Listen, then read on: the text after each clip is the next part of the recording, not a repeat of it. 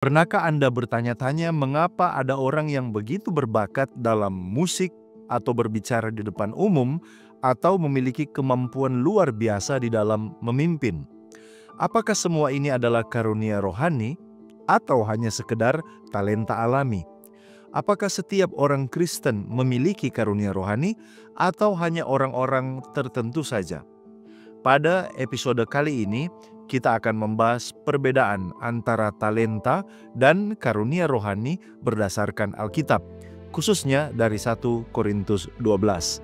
Mari kita gali bersama.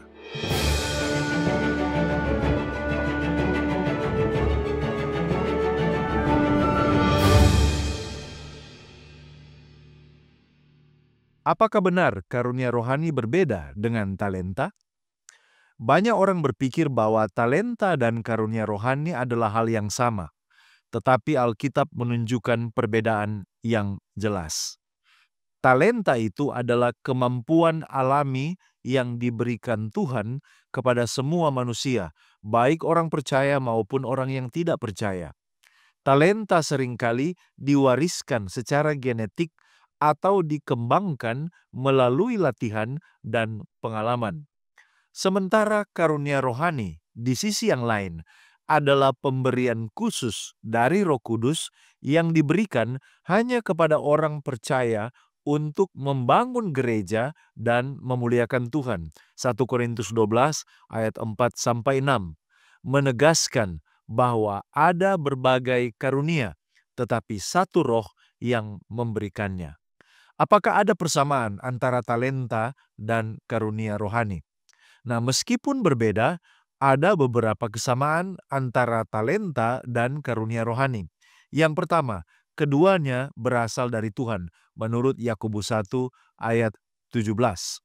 Yang kedua, keduanya harus dikembangkan dan digunakan untuk kebaikan. Matius 25 ayat 14-30, yaitu perumpamaan tentang talenta. Dan yang ketiga, keduanya bisa menjadi alat untuk melayani orang lain, sesuai dengan 1 Petrus 4 ayatnya yang ke-10. Jika demikian, apa itu karunia rohani menurut Alkitab? Karunia rohani bukanlah sesuatu yang diperoleh melalui usaha kita manusia, tetapi diberikan oleh Roh Kudus sesuai kehendaknya. 1 Korintus 12 ayat 11, Efesus 4 ayat 7-12, dan Roma 12 ayat 6-8 menunjukkan bahwa karunia ini diberikan untuk membangun tubuh Kristus, yaitu gerejanya. Mari kita lihat daftar karunia rohani yang diberikan kepada jemaat. Alkitab mencatat ada berbagai karunia rohani, di antaranya karunia hikmat, karunia pengetahuan, karunia iman, karunia kesembuhan, karunia melakukan mujizat, karunia bernubuat, karunia membedakan roh, karunia berbicara dalam berbagai bahasa, dan karunia menafsirkan bahasa, sesuai dengan 1 Korintus 12 ayat 8-10. Mengapa Allah memberikan karunia rohani kepada gerejanya? Allah memberikan karunia rohani untuk membangun gerejanya, sesuai dengan Efesus 4. Tujuannya bukan untuk kebanggaan pribadi, tetapi untuk memperkuat iman jemaat dan memperluas kerajaan Allah. Tentang talenta yang berbeda-beda, apakah ini adalah adil? Beberapa orang diberi lebih banyak talenta daripada yang lain, tetapi ini bukan ketidakadilan.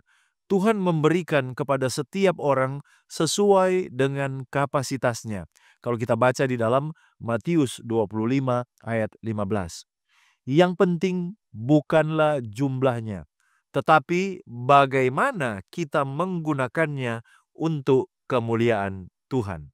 Apakah ada karunia rohani yang paling penting? Nah, Paulus dalam 1 Korintus 12 ayat 31 menyarankan agar kita mengejar karunia yang lebih besar, yaitu kasih. 1 Korintus 13 ayat 1-3.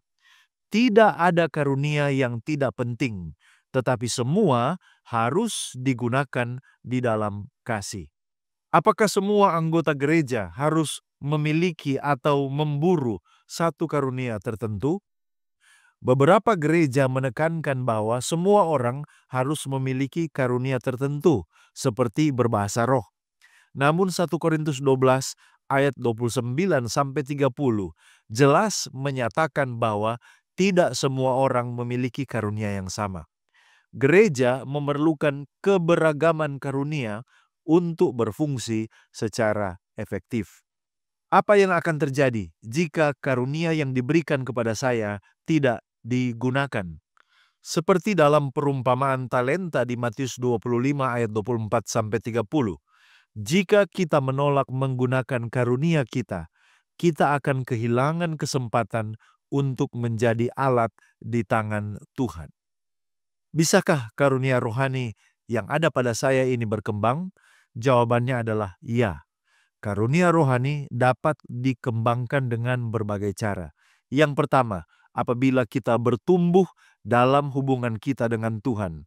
2 Timotius 1 ayat 6. Yang kedua, apabila kita menggunakan karunia itu di dalam pelayanan. Roma 12 ayat 6-8. Yang ketiga, apabila kita belajar dari orang lain yang memiliki karunia serupa, sesuai dengan 2 Raja-Raja 2 ayat 9-10. Jadi, apakah karunia rohani itu adalah sebuah saran ataukah sebuah perintah bagi orang Kristen? Menurut 1 Petrus 4 ayat 10, menunjukkan bahwa setiap orang harus menggunakan karunia-Nya untuk melayani orang lain. Ini bukan pilihan, tetapi bagian dari panggilan hidup sebagai orang Kristen. Bagaimana supaya kita dapat menghindari kesombongan dalam menggunakan karunia ini? Kita harus menyadari bahwa karunia itu bukan milik kita, tetapi pemberian Tuhan, sesuai dengan 1 Korintus 4 ayatnya yang ke-7. Kita harus menggunakannya di dalam kasih, bukan untuk mencari pengakuan, sesuai dengan 1 Korintus 13 ayat 1-3. Lalu kemudian, kita harus tetap rendah hati dan bergantung pada Tuhan, sesuai dengan Filipi 2 ayat 3-4.